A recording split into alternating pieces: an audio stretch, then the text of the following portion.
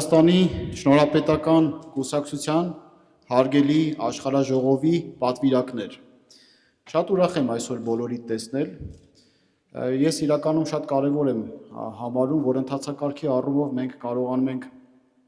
օր-օրի բարելավել մեր գիտելիքները։ Տեսնում եք, ինչքան դժվարությամբ նոր քաղաքական մշակույթ է որդեգրվում,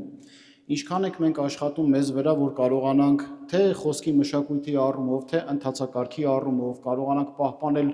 Հայաստանի Հանրապետության օրենքը այս պահին, որոշ վերապահումներ ունենալով նաև օրենքի օբյեկտիվության առումով, այնուամենայնիվ օրենքը այդպիսին է, պետք է պահպանենք օրենքը եւ ընթանանք այդպես, եւ այս կարևորագույն առաքելությունը, որ մենք վերցրել ենք եւ լիազորվում ենք հայ ժողովրդի կողմից, որ առաջադրենք մեր մոտեցումները Հայաստանի Շնորհապետական կուսակցության, կարծում եմ եւ պարտավորեցնող է եւ խիստ կարևոր առաքելություն եւ բեռ է, ինչու ոչ բոլորիս համար։ Միջև խոսքի հիմնական մասին անցնելը ես ուզում եմ մի հետաքրքիր նորարարության մասին խոսել, այսպես ասած, որը Հայաստանի Հանրապետության տարբեր բնակավայրեր այցելելուց մենք դա կարողացանք հասկանալ, մի սափոր ենք վերցրել, որտեղ առջևի մասում դաջված է շնորհապետական կուսակցության զինանշանը, իսկ հետևը գրված է հավաքում ենք մեր հողերը, շատ հոգեցունց եւ բազմանշանակ գաղափար ունի իր մեջ ներառած, ամփոփած, ամեն մեկը իր յուրովի կերպով կարող է հասկանալ, կոչ ենք արել, որ Հայաստանի Հանրապետության բոլոր բնակավայրերից եւ ինչու ոչ հայ ժողովրդի համար հոգեհարազատ բոլոր բնակավայրերից անբարվեն աղի նման մի պտղունց հող, այնուհետև այդ հողը, որը կշաղախվի ինքնին սափորի մեջ, կդառնա հումուս, պարարտանյութ եւ հող սոսի ծառի համար, սոսի ենք ընտրել, որտեղ սոսենին երկարակյաց է, 2000 տարի կարա այդ ծառը ապրի, որ տնկենք Հայաստանի Հանրապետություն մի սակրալ հոգևոր մի վայրում, ընդ որում այդ վայրը որոշված չի, բոլորը իրենց առաջարկը կարող են ներկայացնել, ես կարծում եմ սա շատ լավ գաղափար է, միասնության ծառ պետք է տնկենք, որ կարողանանք հասկանալ, որ դժվարին իրավիճակներում հայ ժողովուրդը մռայլ գիշերները հաղթահարել եւ ճեղքել են միայն միասնության շնորհիվ, որտեղ միասնությունը այն ճանապարհը լուսավորող աստղն է, որը ճանապարհը մեզ ցույց է տվել միշտ։ Իմ ձեռքին հիմա մի փոքրիկ տակառիկ կա, որտեղ մեր շնորհապետական համակուսակից համախոհ ընկերներից մեկը իմի բերած ամփոփած բերել է մեծ հայքի 15 նահանգներից մի փոքր կտոր հողի պտղունց աղի նման, որ առաջինը կդատարկենք սափորի մեջ սա, ես հիմա ուզում եմ, որ հանդիսավոր կերպով մենք սա այդ գեղեցիկ հոգևոր հոգեբանական արարողությունը հիմա անենք, այնուհետև կշարունակեմ։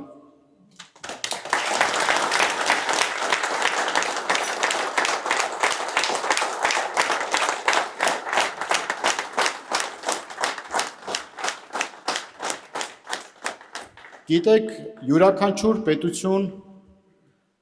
անկախություն, ինքնիշխանություն սիմվոլ է։ Մենք որպես բանական էակներ սիմվոլներով հաղորդակցվող արարածներ ենք, Աստծո զավակներ։ Ես չգիտեմ, ով ինչ մեկնաբանություններ սրա տակ կթողնի, ինչպիսի իրականությունից շեղված մեկնություններ, խեղաթյուրումներ կանի, բայց պետք է հասկանանք, որ պետությունները հիմնվում են մեծ երազանքի վրա։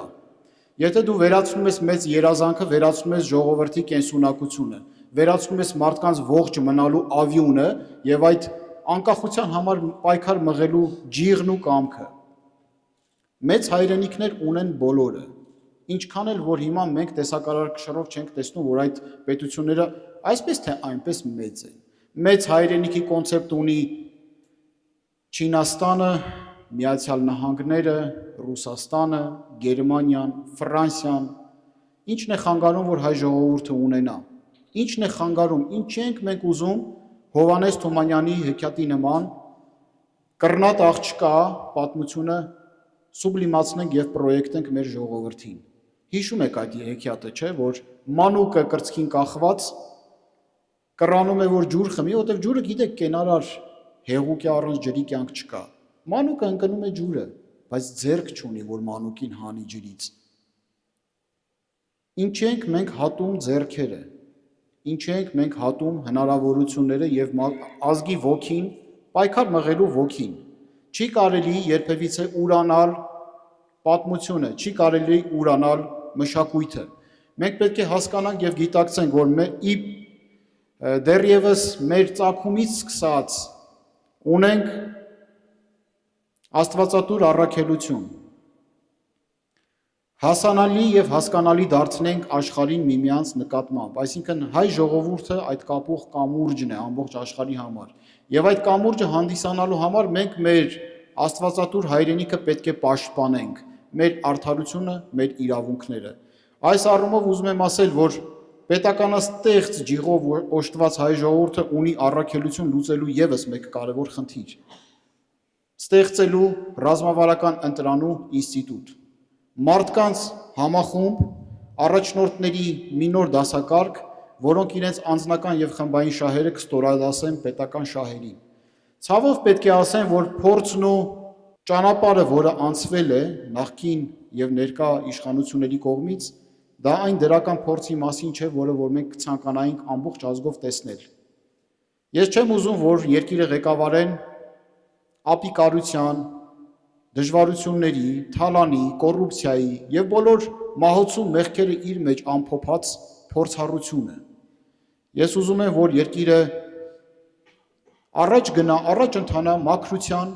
պրոֆեսիոնալիզմի եւ գիտակցված քայլերի շնորհիվ։ Այդ իսկ պատճառով շնորհակալ եմ, որ դուք ձեր կամարտահայտությամբ զորավիգ եք եղել եւ ի բնե